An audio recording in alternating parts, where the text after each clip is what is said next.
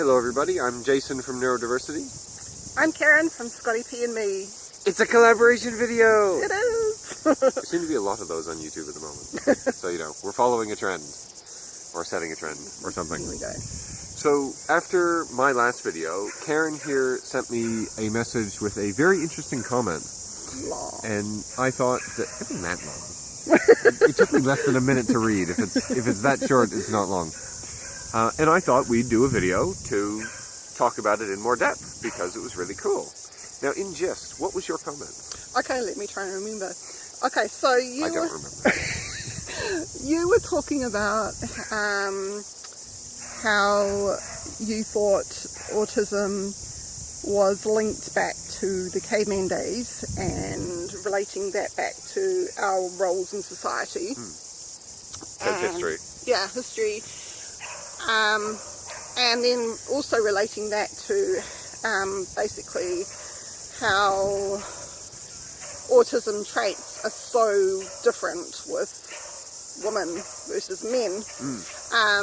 And when I listened to Jason's amazing video, it made me think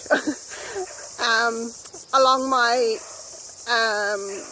my education training where we talked about nature versus nurture, excuse the dogs. That's just the nature chiming in. Yeah.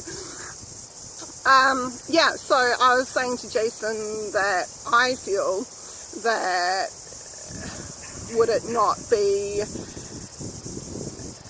in my mind it makes sense that autism is a genetically based developmental issue where it basically comes in through the genes. And then if you look at that, then, and you look at how widespread the gene pool is, that would give you an idea as to the diversity of autism itself. And why each one of us with autism is so unique and have their own individual traits, etc. And then if you add to that, that women have a completely different and unique set of chromosomes compared to a male. Oh, they do. And that is where I came in and thinking, well, maybe that's where the masking comes in, tied in with the genes. So I'm going to stop talking now and let him have a go. And I found that quite interesting because in the discussion of nature versus nurture, first of all, it's been going on for an incredibly long time. I looked it up this morning, actually, and apparently the terminology started in the Elizabethan age. So that was quite a long time ago. It's a couple of centuries now.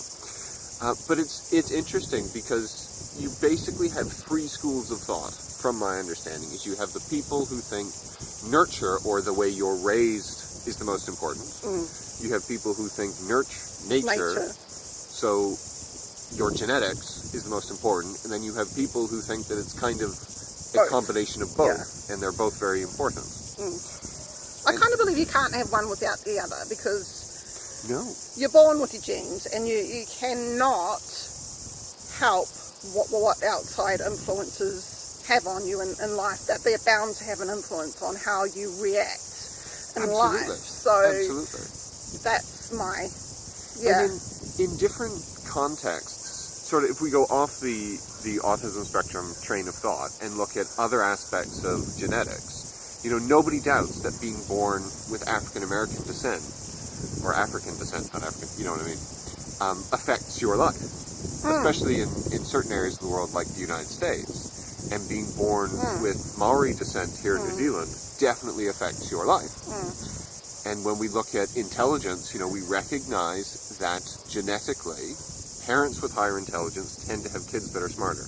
Yes. Objectively speaking. Artistic parents tend to have artistic kids.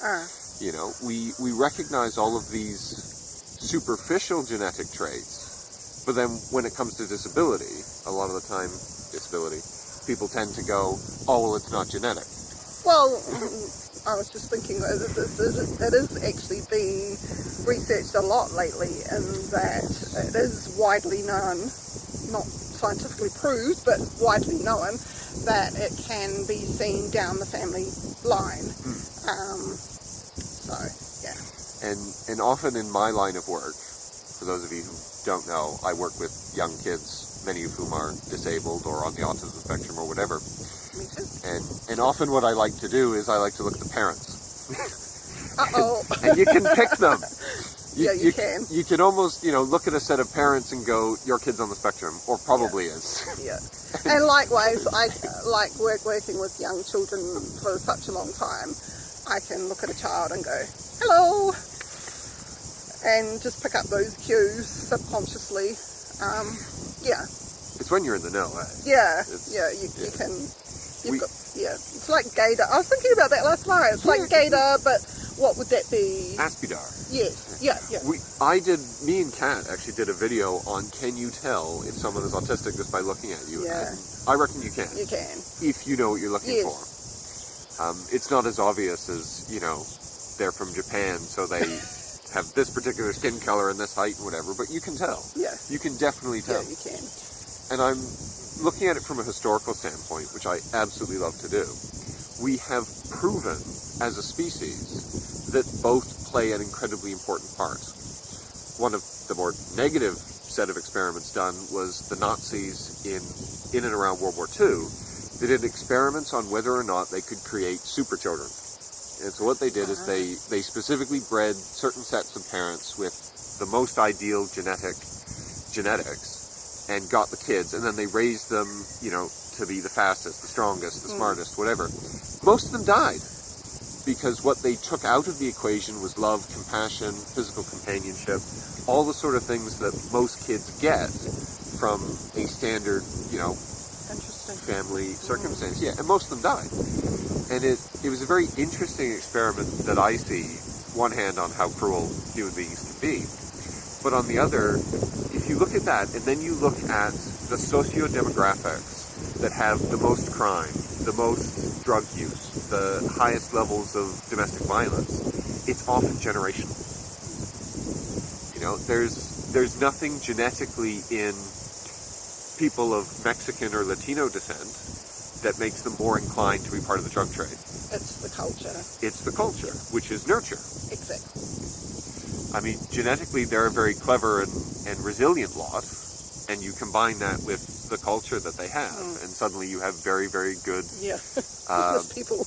Business people, yeah. When it comes, not that I'm knocking Latino people or the drug trade in general, although Big Pharma could, stop. That would be nice. But it's interesting. Hey, it's interesting when I look at it. But it was interesting too, because I was talking to my husband about it yesterday, and I was talking about how I was going to be doing this video with Jason and what it would be about, and I said part of my thinking that started this whole progression was when he was talking, I was thinking back to very, very famous males back in the day, like Einstein, who are widely known to be autistic. And my thought was, well, surely he would have to have been successful at communicating to get his theories and thoughts out. Now, my loving husband, who is also great on history, which I'm not, told me that he actually wasn't that wonderful at communicating. He was not very good terrible at all. Yes, that's what he said. And so my theory was debunked, but that sort of also provoked a discussion around there's probably not enough history in the world, because what we were also talking about was my husband said that Einstein was not officially diagnosed by a physician. So who's to know for sure that he had that? And that brought about, how long in history have people been officially diagnosed, which isn't that long. 60 years, maybe? If that, yeah. Yeah. And then, so, you've got an even lesser pool of people to look at to base our opinions on. But we're allowed our theories. We are, but that raises a very interesting point, actually, which I think comes into the nature versus nurture debate. Because people say, Einstein couldn't have autism, or Caesar couldn't have had autism, or, all these people couldn't have it because it wasn't a thing before, Hans Asperger did his research and stuff. Okay, so until we as in Europeans found African people in Africa, they didn't exist. Polio was a thing before we found out that it existed. Another great example of something that is genetic is diabetes. Half of diabetes, well, don't quote me on my statistics, but one type of diabetes is genetic. We have absolutely proven it's genetic. And it didn't just appear when Frederick Banting and Best, did their research and discovered insulin. Diabetes was a thing long before that. Autism is a genetic trait. And because it's genetic, it has been around for the entirety of human history. Exactly. We just haven't been diagnosing it. And the other thing we were discussing was looking at different cultures and how their roles of the different sexes are, where they're completely different to what we as Europeans have. Would that do their autistic traits look the same as ours? So in a society where a male is brought up in a way to be the nurturing, the role model, the communicator, do they have the same traits as we do? That would be a really interesting study. Unfortunately, we don't have enough data on autism and its traits, but interestingly, we have data on lots of other things. One example I'm thinking of is with the LGBT movement and all of these new, genders and stuff that are coming up. And I see the argument that there's only two genders and has been for most of history. And I think that is ridiculous, because actually there hasn't been. Exactly. There hasn't been two genders. There's been lots. Yeah. In ancient Greece, if we're looking at Western culture, there were men who were very feminine. There were men who were very masculine. There were women who were the opposite. There was a lot of homosexuality in ancient Greece, really. And if we look at the Eastern side of the things, the first thing that pops into my head, and I can't remember if it's Singapore or Samoa, but there's a thing called a fa'afafina. Samoa. Is that Samoan? Oh, yeah.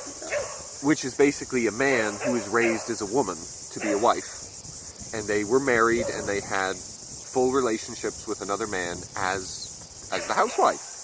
And everything that entails, up to and except, obviously, giving birth, because man doesn't have those bits. But long story short, we have the data to show that under different cultural circumstances, the same basic genetic template, because every human being is the same basic genetic template, within that spectrum, you get very different results. So we have that data, and or at least to my satisfaction, we've proven a lot of those sorts of things. But for some reason with autism, it must be bad parenting, or it must be vaccines, or it must be, something ridiculous like that. Taking a deep breath. Oh, sorry, I triggered you. That's another video entirely in and of itself, frankly.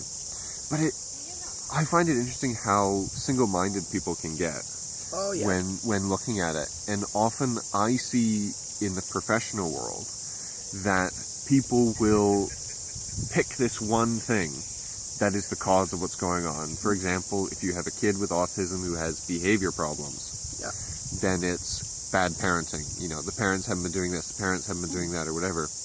And when I go in and look at it, I can usually find 6 or 7 other things, and I can go, okay, the teacher doesn't understand him or her. The school, the straight-up environment isn't very friendly. The school, the teacher has no training in autism to be able to support autism.